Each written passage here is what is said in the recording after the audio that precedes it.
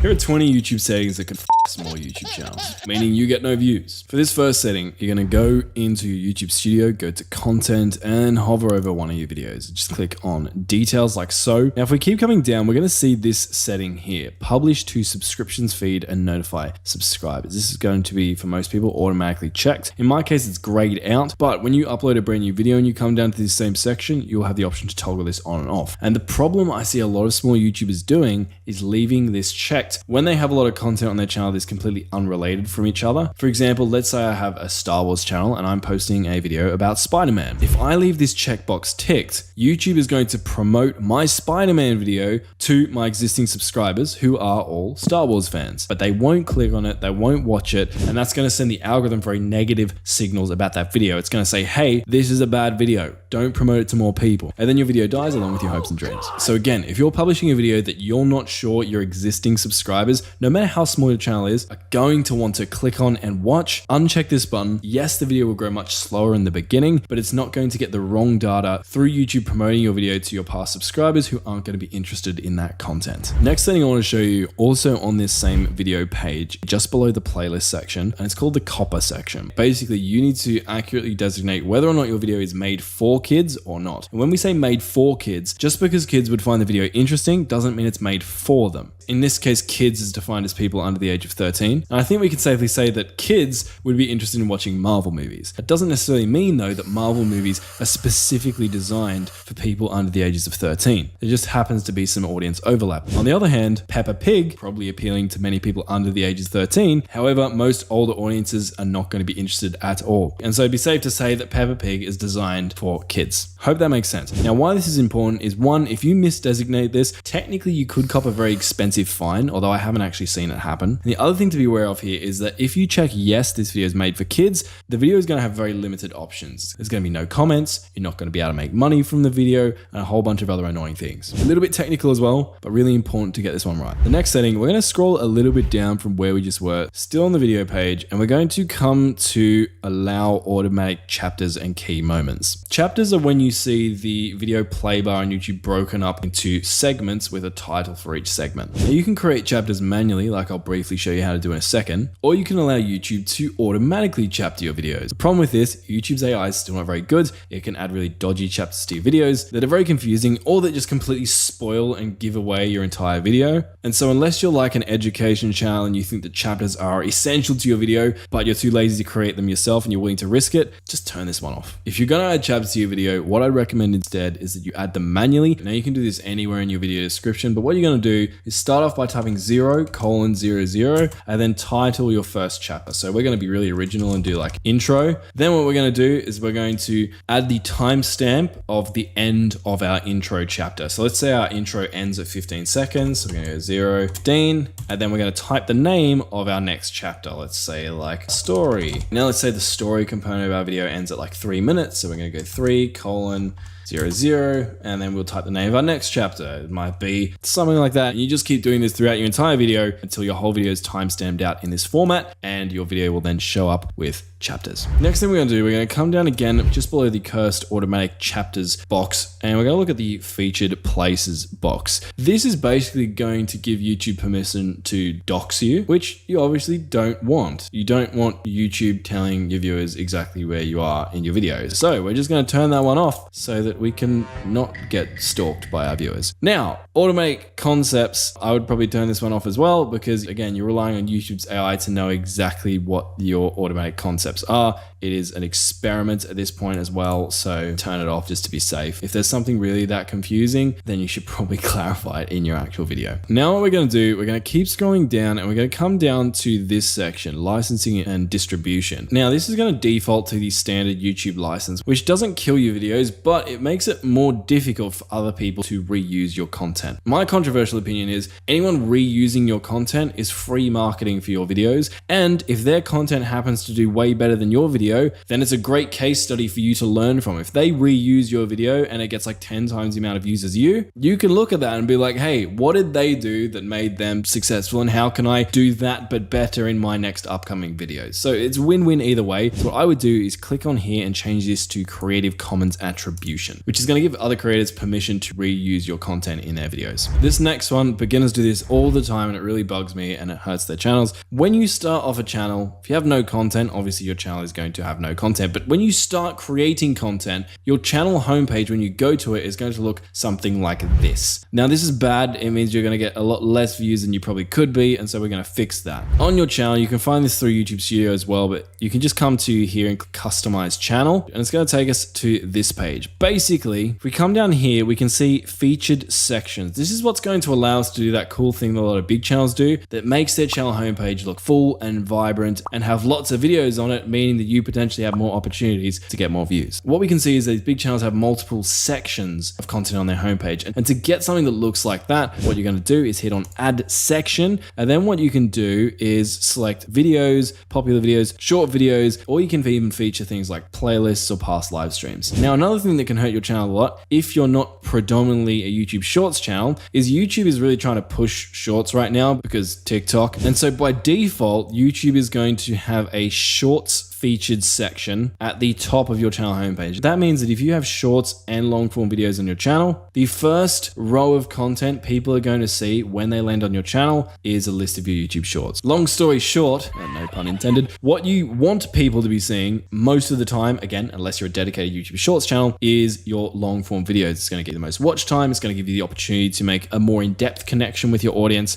And so what we're going to do is either, if you have lots of different featured sections, you can move this shorts videos thing down to the bottom by clicking and dragging. So it's only going to be found by people who don't find anything satisfying at the top of your channel page and are just scrolling down, hopefully catch a few of them. Or if you don't have enough content to have a lot of featured sections on your channel, I would say just click on these three dots and just remove this. Then come up here and hit publish and you're done. Now, speaking of small YouTube channels, another essential setting is found in your YouTube Studio also. So if you're in your YouTube Studio, you're going to want to come down to settings. Then in settings, you're going to come to channel. In channel, you're going to come to feature eligibility. Now, what you're going to want to do is click on these drop downs, basically complete these verification steps because it's going to let you make longer videos. And most importantly, it's going to allow you to add custom thumbnails to your videos and live streams, which is a killer feature that if you don't use, you're going to be killing your videos in the bad sense. So another thing you're going to want to do is go to settings, then you're going to come to channel. In channel, you're going to want to actually select your country of residence. Now, this might sound like a really small and trivial thing. Reason this is important is that when you get monetized, this is going to have like some implications on tax and stuff. So if you don't select this correctly, or if you do what some sneaky people do and they try to select the US because they want to try and trick people into thinking that they should be promoted to more US audiences because that's like a high RPM niche and they're going to make more money. No, you're not going to make more money because you're going to have all these tax issues and it's just going to be annoying. So just make sure this is set right, because set incorrectly, it could be really annoying and mess up your hard-earned paychecks. Now, this one's a really ninja setting that actually isn't really a setting, but I'm going to include it. So you're going to come to your channel and then you're going to come and copy your link. And then what you're going to do is open up a text doc, going to paste your channel link in there. And then what you're going to type in is !sub_confirmation equals 1. Now, when someone clicks this link, they're going to be redirected back to your channel. And if they're on desktop, they are going to be presented with a pop-up that's going to prompt them to subscribe to your YouTube channel. So you can use this link if you have related social media, or you can literally just use it in like the descriptions of your videos, in the about section or bio of your channel, which we'll talk more about later. And just having this link in more places can actually surprisingly increase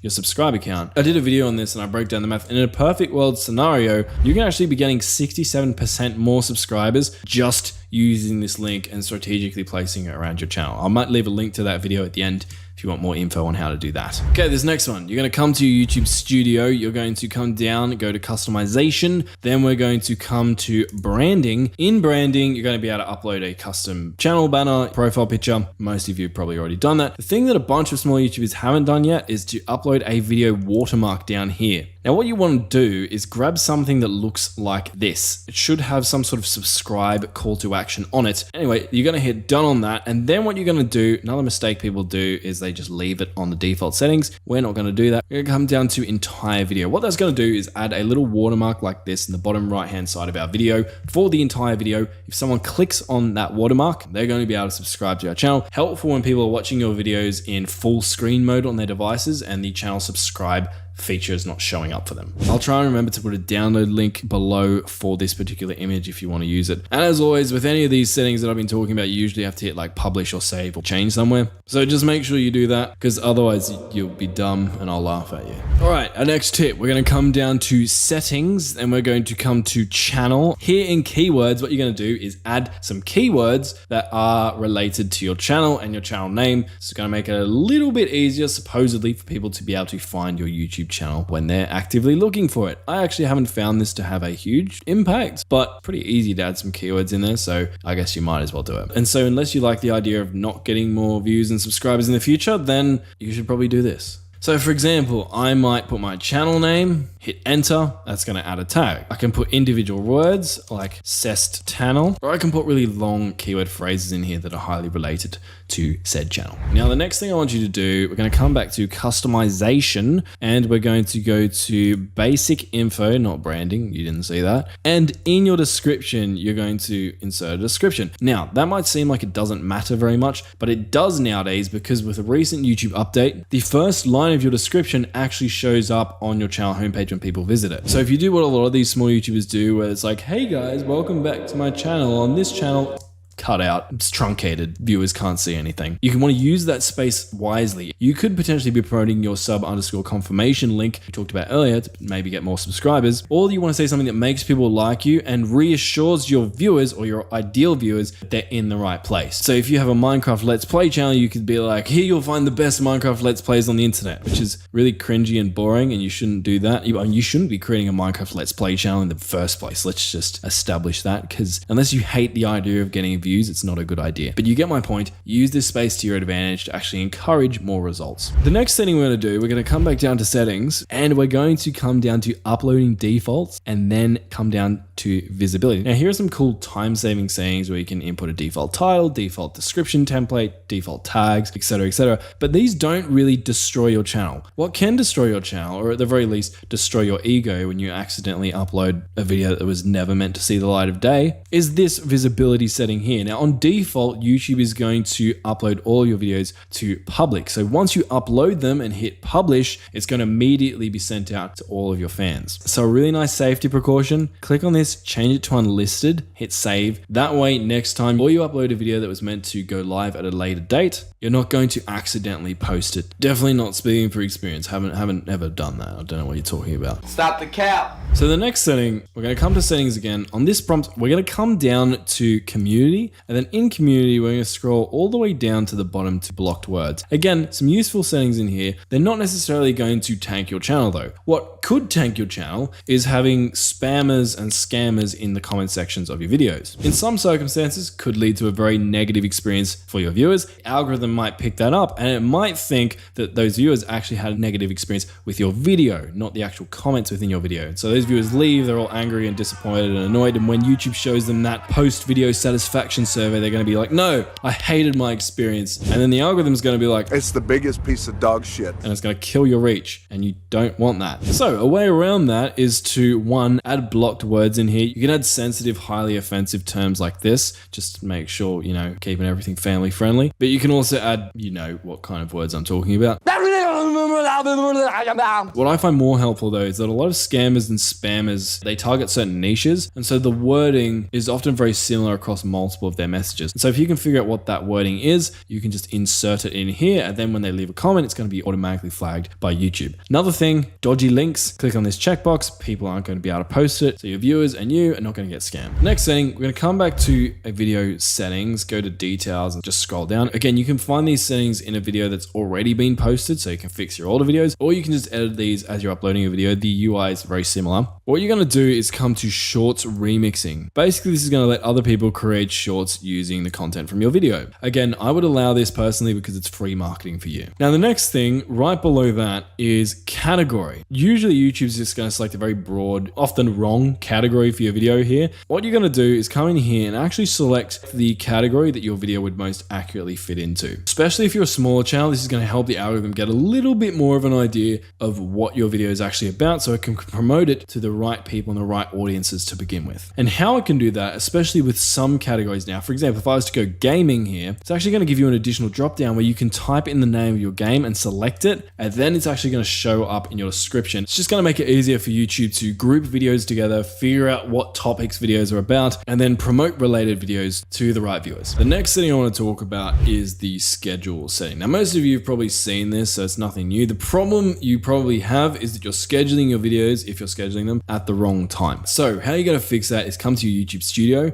go to Analytics, and then you're going to come across to Audience. Now, if you're a very small channel, you might not have access to this yet, which is unfortunate. But if you do, what you'll see when you scroll down is when your viewers are on YouTube, it's going to show you this little pretty graph. What you're going to do is look for the brightest, pinkiest, most sexiest rectangles and which day has the highest congregation of them. So for me, it looks like it is Sunday and Monday. And if I hover over this beginning one, what I can see is that Sunday at 1 a.m., very many of my viewers are on YouTube. So when I schedule my videos or shorts, I'm going to want to schedule them at this time or a little bit before this time, just so I can take as much of an advantage as possible of all of my viewers being online that period of time. The next thing we're going to do, come to content and then select one of your videos. Let's just say this one, and then come down to end screen. Basically, this is going to allow you to add a clickable link to another one of your videos or a playlist at the end of your video, specifically the last 20 seconds. Not having this can be a big no-no for your videos. Basically, the YouTube algorithm loves it not just when viewers watch your videos all the way to the end, but when viewers watch multiple of your videos consecutively in a row. This is called session time. So what you're going to want to do in here, if you haven't already got an end screen, is hit plus on the element thing, select say video. It's going to add a new video element like so.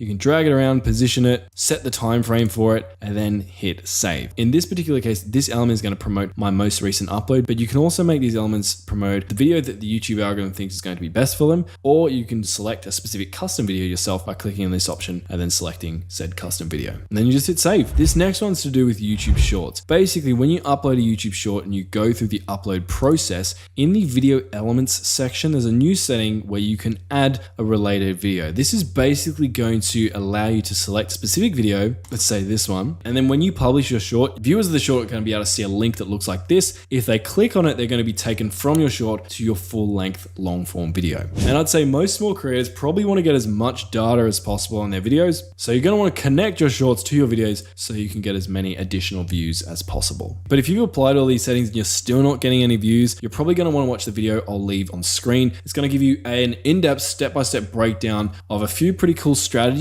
that can significantly increase your views. I'll see you there.